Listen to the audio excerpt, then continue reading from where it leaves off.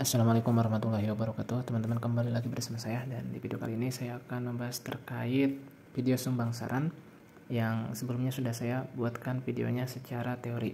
Jadi kemarin tuh ada yang berkomentar meminta untuk mempraktekkan teori yang saya bicarakan di video yang ini.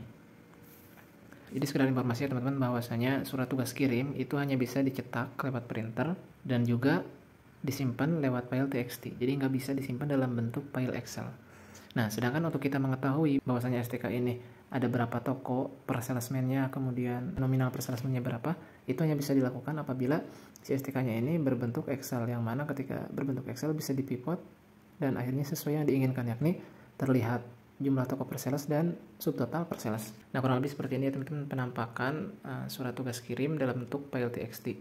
Kalau di print secara txt atau di print ke printer, di print out, bentukannya akan seperti ini. Tapi nggak bisa dia disimpan di file Excel. Nah, maka langkah selanjutnya yang saya lakukan adalah di sini saya sudah membuat tools untuk mengconvert dari file txt ke file Excel. Di sini namanya adalah STK XLSM.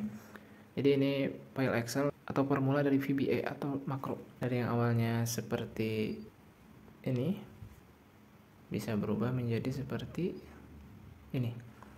Caranya adalah dengan cara kita buka Excel, halaman kerja baru kita buka, kemudian kita masuk data. Nah, di data itu kan ada teks txt. Nah, kita pilih itu, kemudian kita pilih yang STK yang sudah kita simpan dalam bentuk file txt. Lalu setelah itu kita proses text to column ya teman-teman. Jadi dari file txt menjadi Excel diolah dulu melalui proses text to column.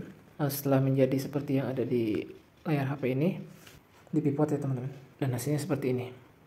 Nah, apa kegunaan dari hal ini ya teman-teman? Jadi kegunaannya, jadi seringkali bahkan hampir setiap hari, baik supervisor ataupun general manager, dia tuh ingin tahu sales A ini nyampe ke target kunjungan toko hariannya. Jadi toko yang order per salesman itu sesuai target atau enggak gitu. Hal ini hanya bisa dilihat apabila si surat tugas kirim ini di pivot, yang mana pivot itu referensinya dari data Excel. Dan masalahnya adalah si surat tugas kirim ini nggak bisa ditarik dalam bentuk Excel. Bisa sebetulnya ditarik dalam bentuk Excel, hanya saja DO-nya harus disimpan RAP terlebih dahulu. Ketika DO-nya disimpan RAP terlebih dahulu, masalahnya adalah akan menurunkan presentasi utilisasi modis. Ketika presentasi utilisasi modis buruk, maka itu adalah problem ke insentif dari si supirnya, insentif dari kepala gudang, dan insentif dari admin rute dan lain sebagainya.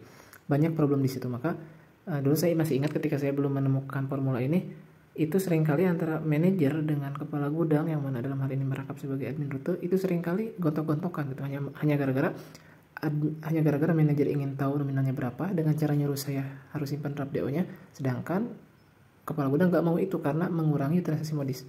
Dan setelah formula ini ditemukan, tools ini ditemukan, gontok-gontokan itu udah nggak ada lagi ya teman-teman. Manajer tetap bisa mengetahui jumlah toko per salesman, kemudian subtotal per salesman-nya tahu, tapi utilisasi modis juga aman gitu, karena nggak disimpan RAP terlebih dahulu ketika ingin mendapatkan laporan ini.